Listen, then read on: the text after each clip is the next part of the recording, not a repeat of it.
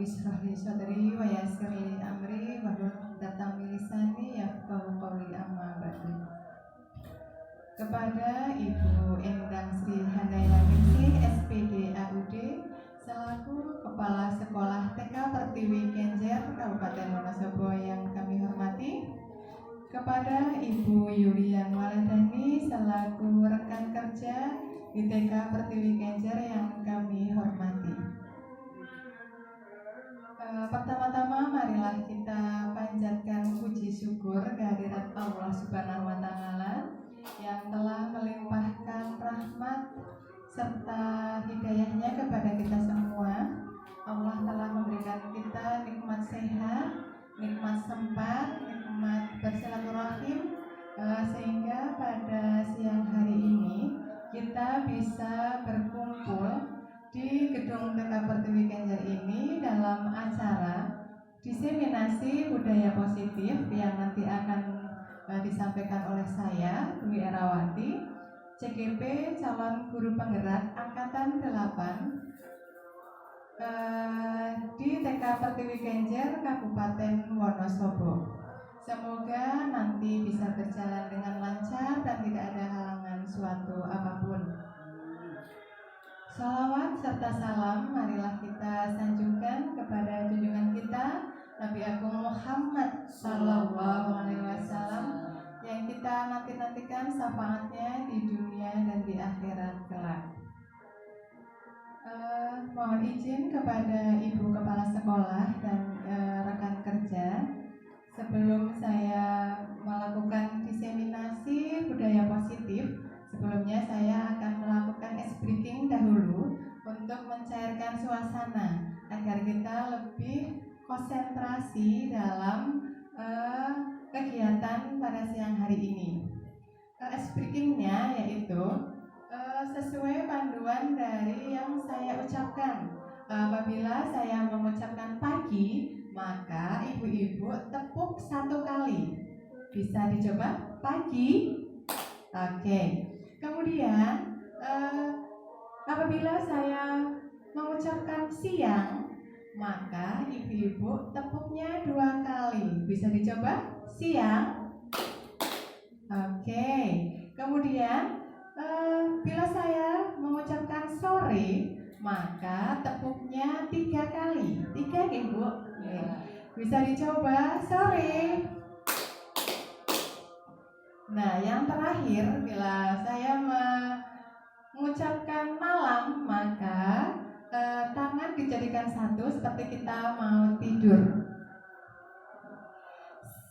Bisa dicoba ya, Bu? Ya. Malam. Oke. Coba kita praktekkan secara urut dahulu. Pagi. Kita coba urut dulu dari depan ya, Bu. Saya ulangi lagi. Untuk pagi tepuk 1 kali, untuk siang tepuk 2 kali, untuk sore tepuk 3 kali, dan malam posisi tidur. Oke. Yang pertama saya akan memberikan instruksi secara urut. Pagi, siang, sore, malam. Malam.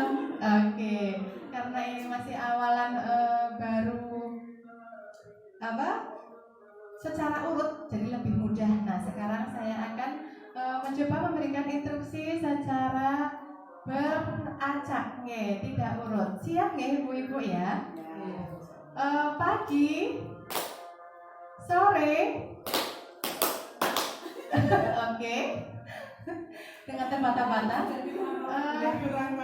Oke, harus yang itu mantep, yang mantep aja. Malam. Oke. Sore. Sore 3 kali ibu. Saya ulangi lagi ya. Untuk pagi itu 1 kali, untuk siang 2 kali, sore 3 kali, dan malam posisi tidur. Iya. Butuh konsentrasi. Oke. Malam, pagi, sore, siang, Oke, terima kasih sekali Bu Kepala Sekolah dan rekan kerja. Alhamdulillah sudah mulai konsentrasi.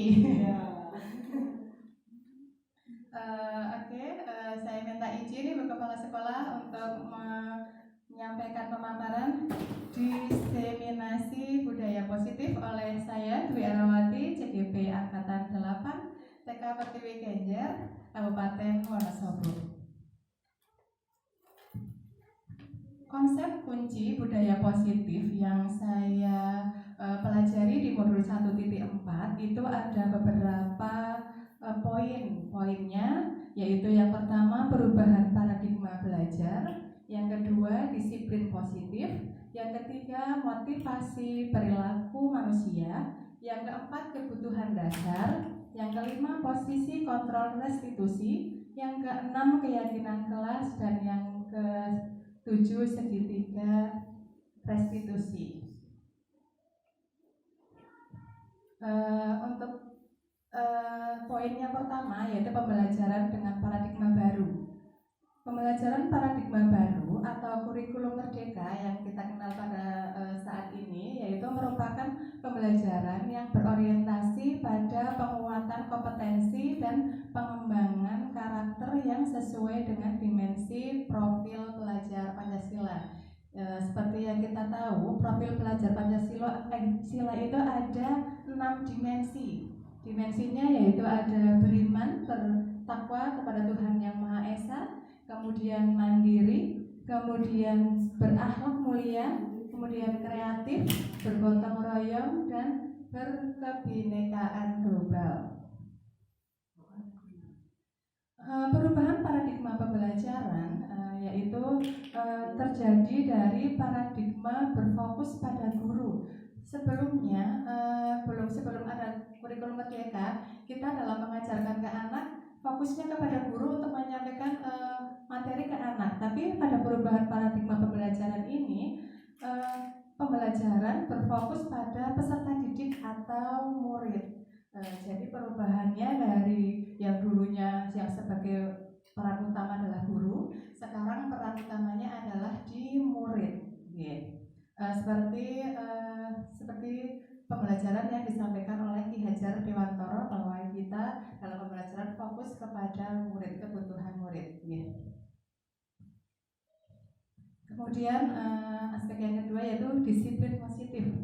Disiplin positif merupakan salah satu cara penerapan disiplin yang bertujuan untuk menumbuhkan kesadaran serta memberdayakan peserta didik tanpa imbalan penghargaan atau reward dan ancaman atau hukuman. Disiplin positif perlu diterapkan baik dalam lingkungan keluarga maupun lingkungan sekolah. Seperti di rumah juga kita terhadap anak-anak menerapkan disiplin seperti mandi mungkin, pada saat disiplin untuk sholat fardu 5 rakaat. Di sini juga di sekolahan juga ada disiplin positif seperti anak-anak berangkat sekolah misalnya.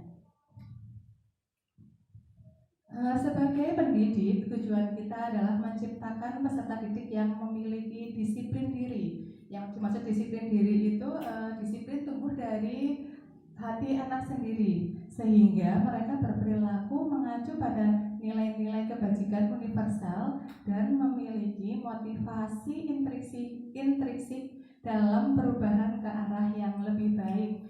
Jadi tujuannya ini yang pertama yaitu peserta didik yang dari dalam dirinya, bukan karena mungkin diperintah sama bu guru enggak, tapi kesadaran dirinya anak-anak.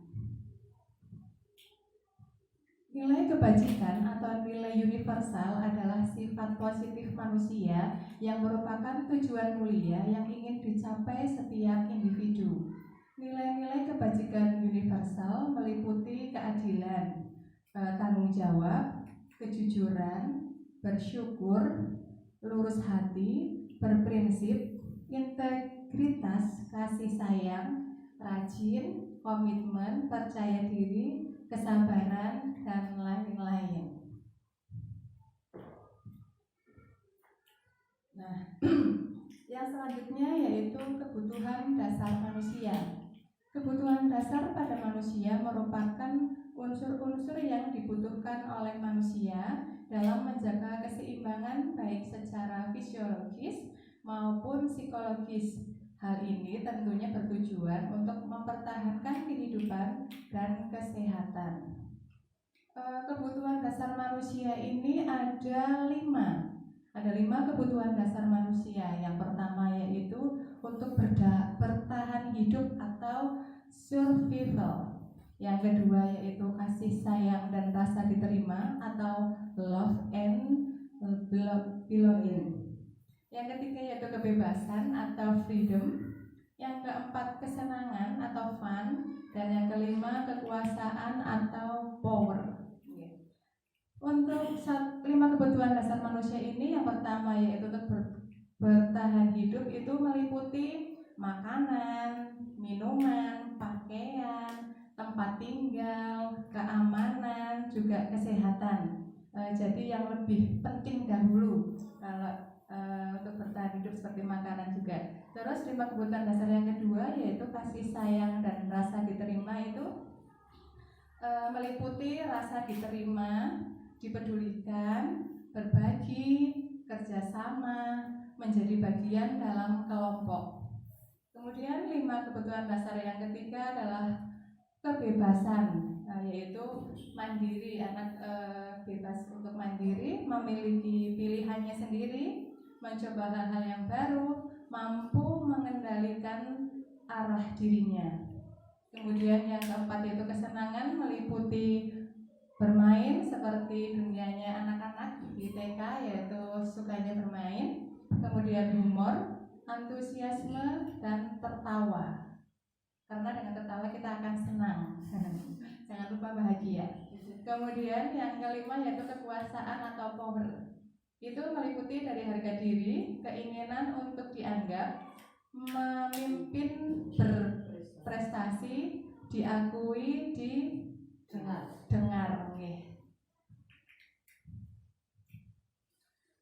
Untuk selanjutnya adalah motivasi perilaku manusia.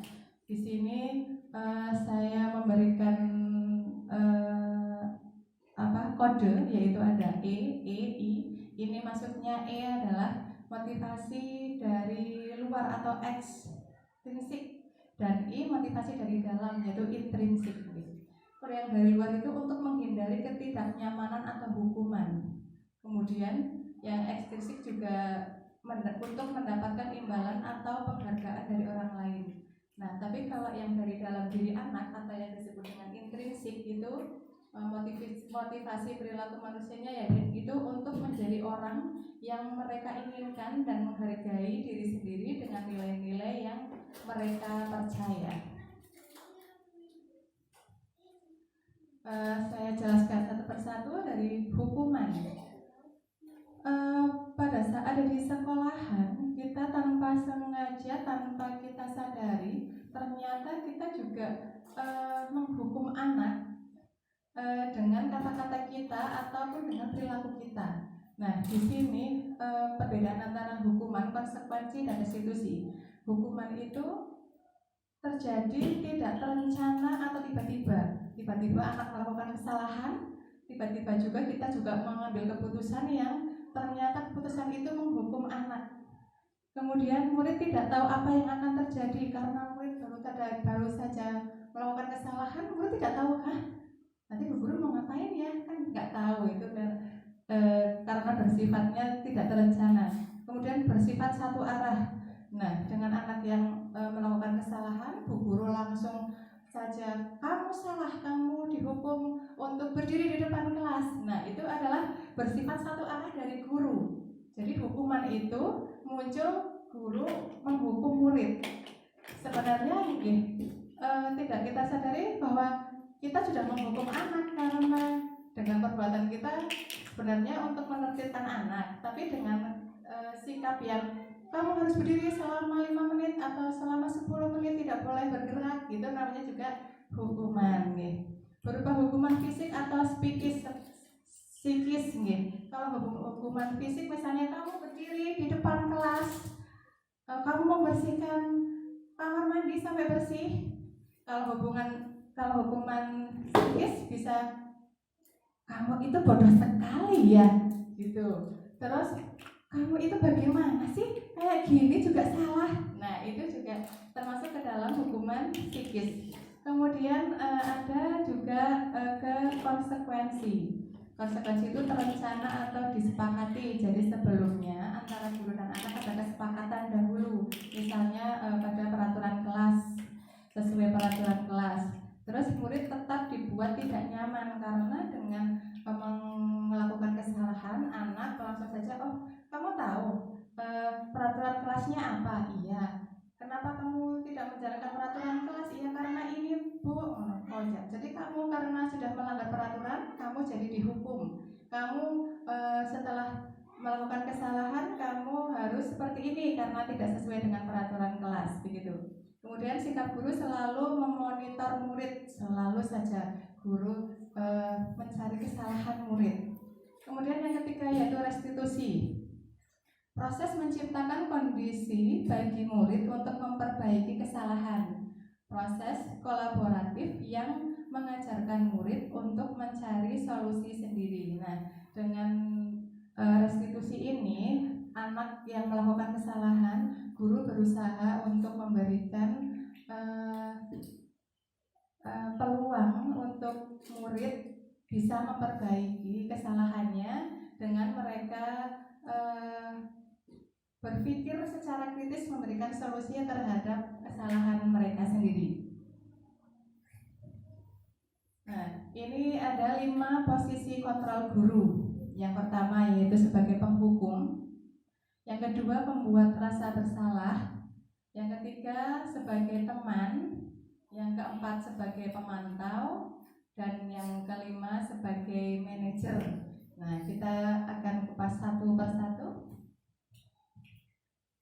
Ini kita langsung ke contohnya. Contoh penerapan 5 posisi kontrol guru. Saya memberikan satu contoh kasus yaitu murid membuang sampah sembarangan.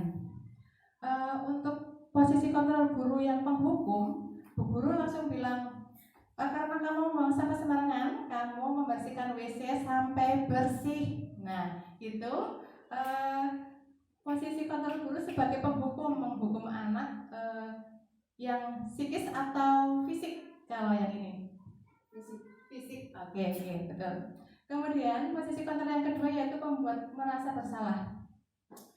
Berapa kali ibu harus memberitahu kamu selalu saja mengecewakan ibu.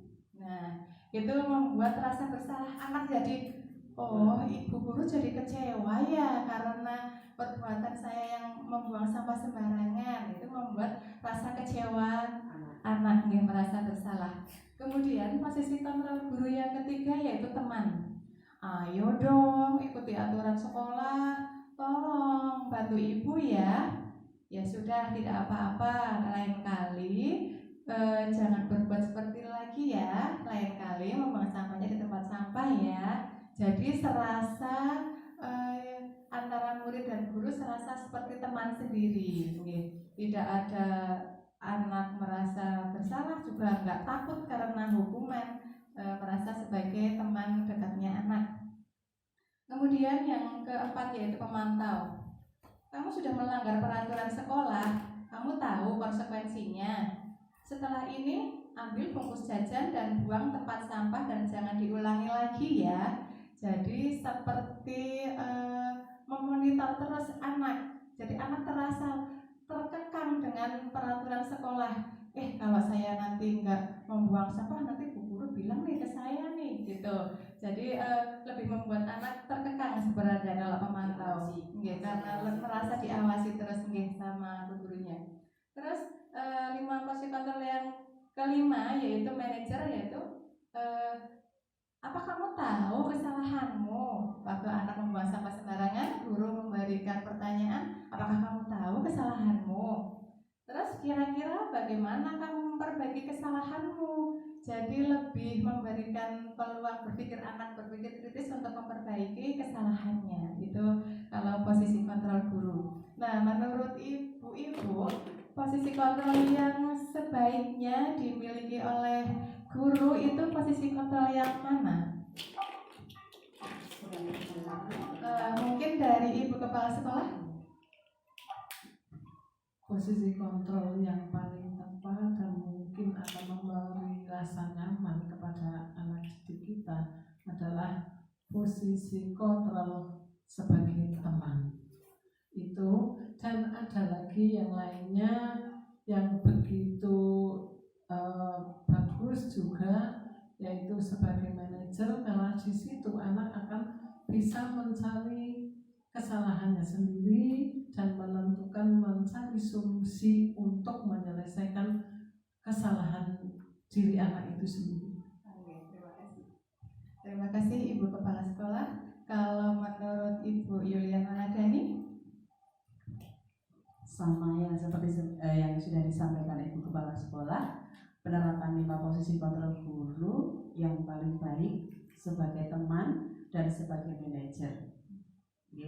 Kita harus membuat siswa kita nyaman, tidak memberi label atau hukuman atau yang lainnya, tetapi kita harus membuat siswa kita selalu nyaman. Dan juga sebagai manajer seperti yang sudah disampaikan Ibu Kepala Sekolah, kita harus memberikan kesempatan kepada murid untuk menyampaikan gagasannya, seperti itu. Terima kasih. Memang benar. Untuk posisi kontrol guru itu yang terbaik sebenarnya cuma 1 Bu. Kalau 2 jadi bukan yang terbaik, itu yang baik gitu. Untuk yang terbaik itu tadi sudah menyebutkan posisi kontrol guru itu teman, teman itu juga yang baik juga, semua juga Tapi untuk posisi kontrol guru sebagai teman itu ada posisi, ada ada versi negatifnya. Di mana negatifnya? Begini, anak akan mengikuti misalnya kepada saya, Bu Dwi ya. Oh iya Bu, saya karena anak-anak merasa menganggap saya sebagai teman. Tapi nanti di lain waktu, ketika bertemu dengan Bu Dani di kelas yang lain, di kelas kelompok A, dia akan tidak mematuhi perintahnya Bu Dani, karena yang dia anggap teman itu cuma ya Bu Dwi saja gitu.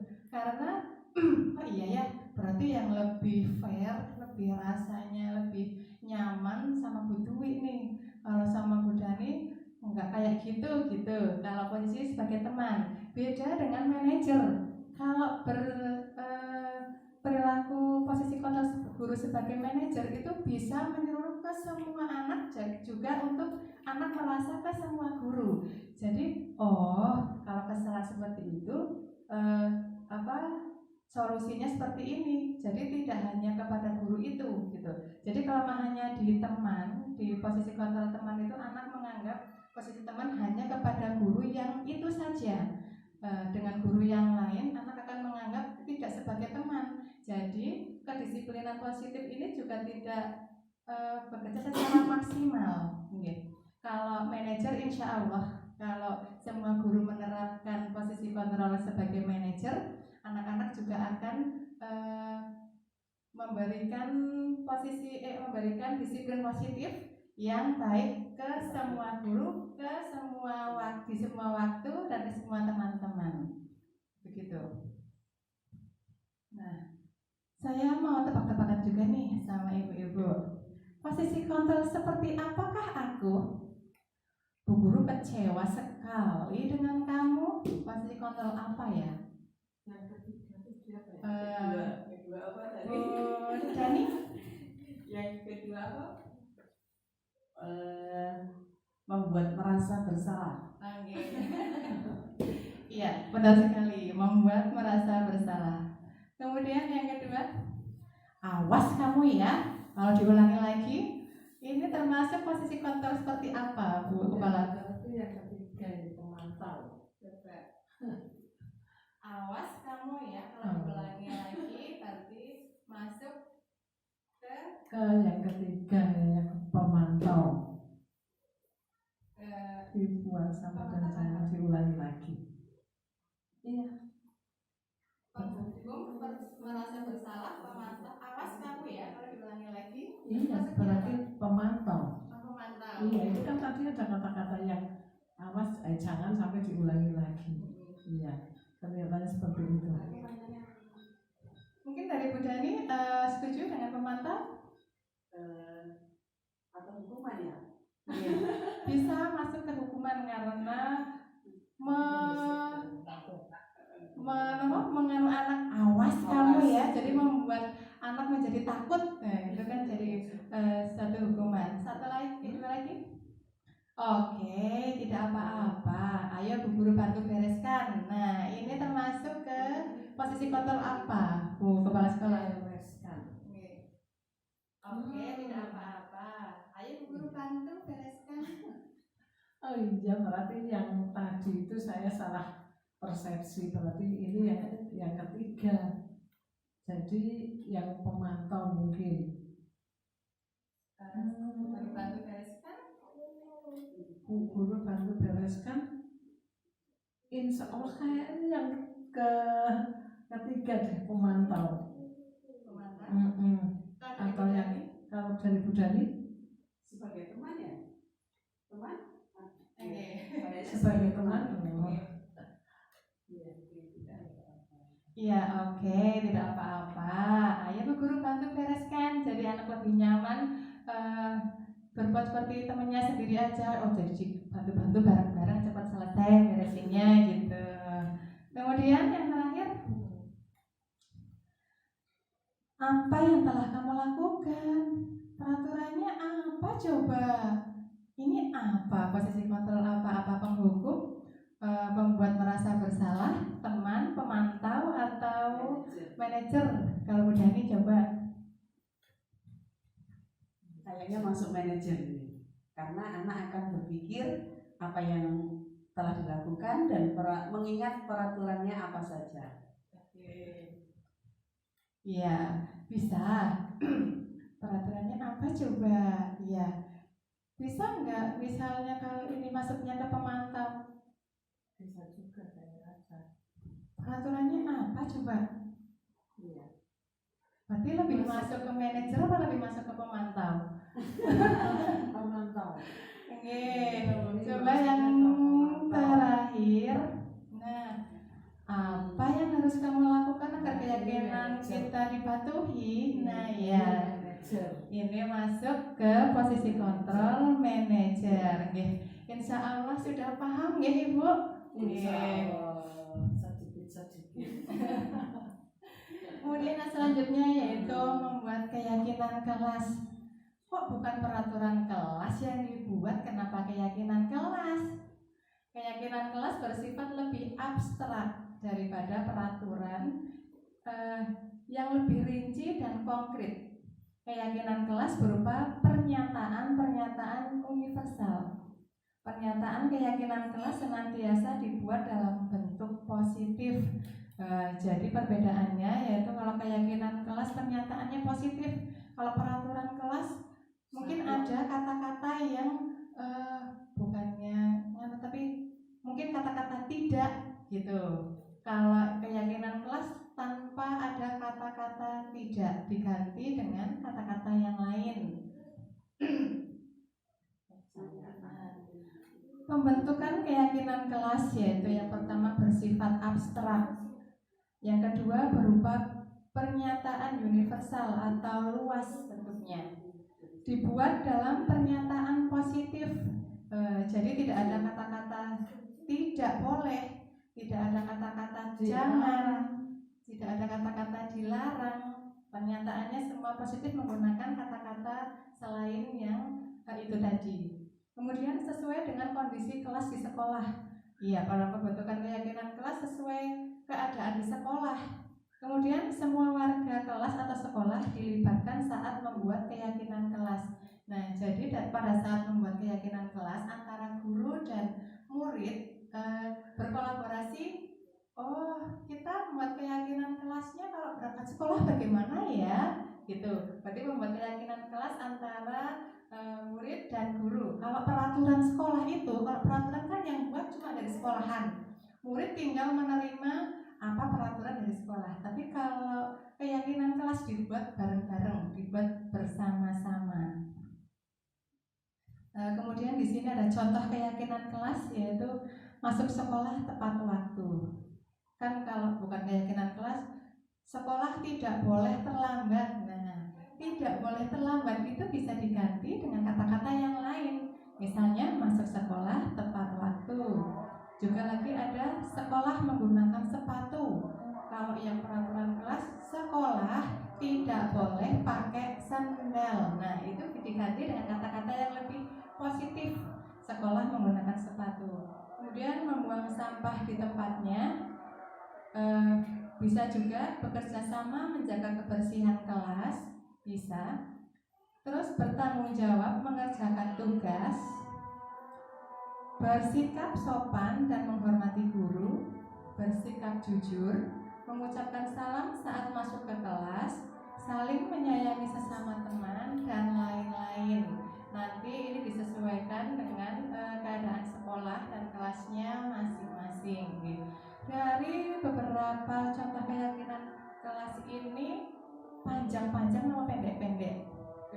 Pendek gitu. Karena biar mudah dipahami oleh murid, oleh siswa.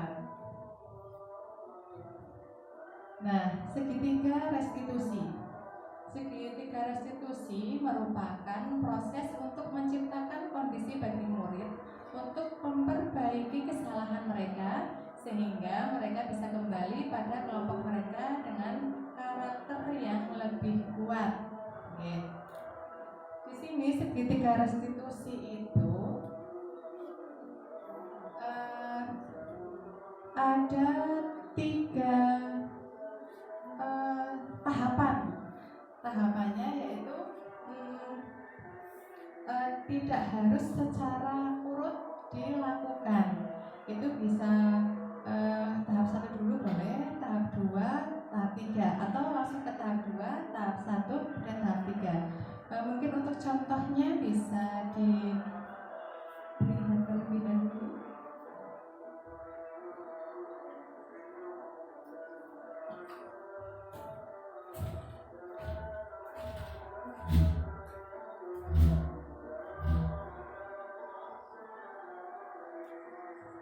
Ini penerapan waktu kemarin saat anak-anak dalam kasus membuang sampah sembarangan.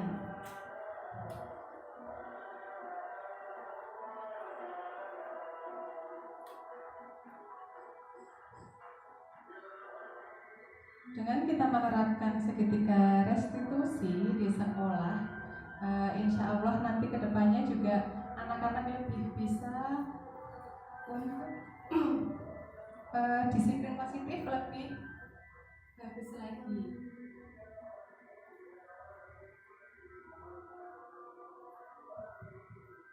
Ini ada anak yang membuang sampah sembarangan, gurunya tahu dari dalam. Nah, kemudian setelah kegiatan pembelajaran selesai, kita bertemu Pak Masta dengan anak yang tadi melakukan kesalahan membuang sampah sembarangan.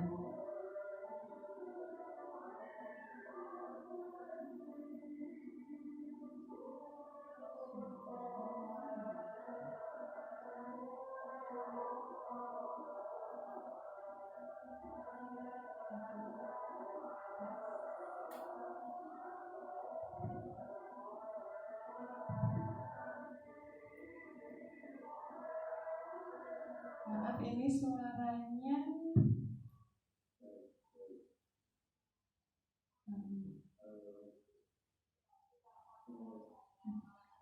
maaf, mohon izin untuk mengulang dari depan karena tadi belum ada suaranya.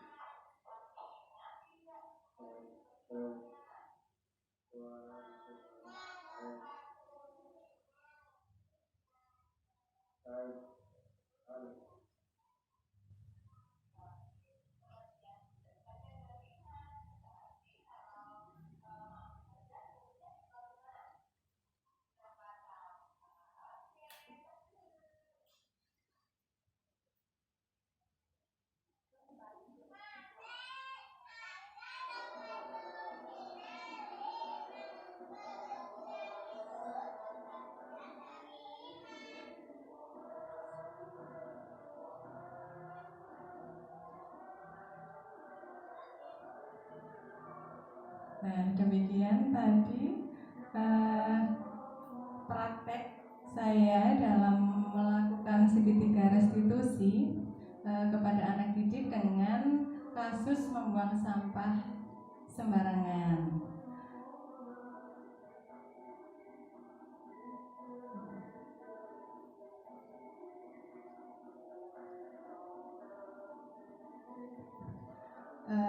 Yang selanjutnya yaitu penutup.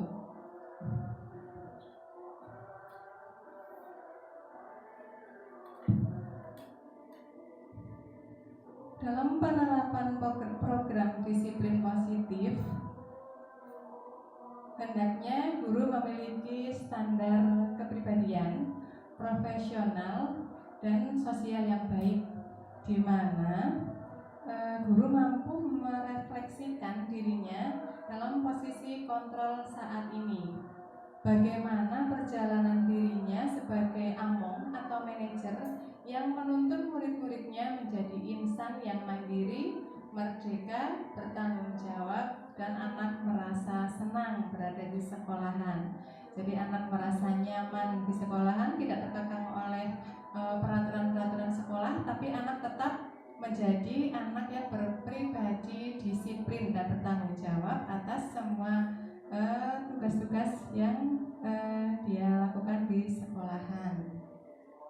Demikian Ibu Kepala Sekolah dan Ibu rekan kerja saya. Demikian pemaparan yang dapat saya sampaikan. Semoga dengan pemaparan yang singkat ini bisa memberikan pemahaman, juga bisa bermanfaat untuk kehidupan sehari-hari, untuk melakukan pembelajaran disiplin positif di sekolahan untuk kedepannya. Mohon maaf atas segala kesalahan dalam saya bertutur kata, dalam tindak tanduk saya mohon maaf yang sebesar-besarnya. Saya akhiri, wassalamualaikum warahmatullahi wabarakatuh. Waalaikumsalam warahmatullahi wabarakatuh.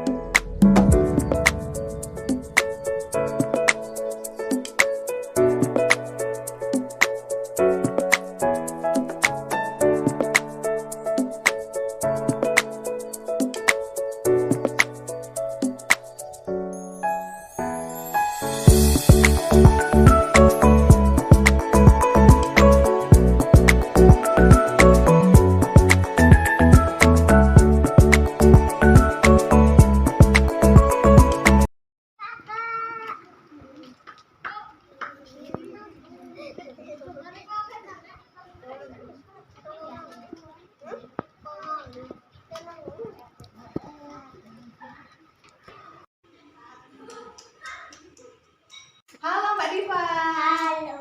Tadi udah istirahat. Udah. Tadi maaf jajannya enak banget ya. Terus bungkusnya tadi kok Bu Guru lihat dibuang sembarangan. Bener tidak? Oke. Kalau membuang sampah sembarangan itu perbuatan yang baik apa tidak? Tidak, oke. Kalau perbuatan itu tidak baik, kenapa tadi Mbak Asifa buang sampah sembarangan? Lupa. Oh, ya Allah lupa. Oke, kalau sesekali lupa itu wajar ya. Tapi kalau anak yang baik harus bisa memperbaiki dirinya lebih baik. Terus kalau buang sampah sembarangan akibatnya jadi apa? Banjir. Jadi banjir kalau sampahnya banyak. Kalau sampahnya sedikit jadi kotor. Iya, lingkungannya jadi kotor. Terus kalau biar lingkungannya tidak kotor, apa yang harus dilakukan? Buang sampahnya di tempat sampah. Oke, pinter. Tas dulu. Sampahnya dibuang di tempat sampah. Berarti itu merupakan keyakinan kelas untuk menjaga kebersihan. Masih ingat tidak hadis kebersihan bagaimana? An-nadafatu Minal iman. Kebersihan itu sebagian dari iman. Oke, kebersihan itu sebagian dari iman. Besok lagi kalau maam jajan bungkusnya dibuang di mana? Di tempat sampah. Oke, tas dulu.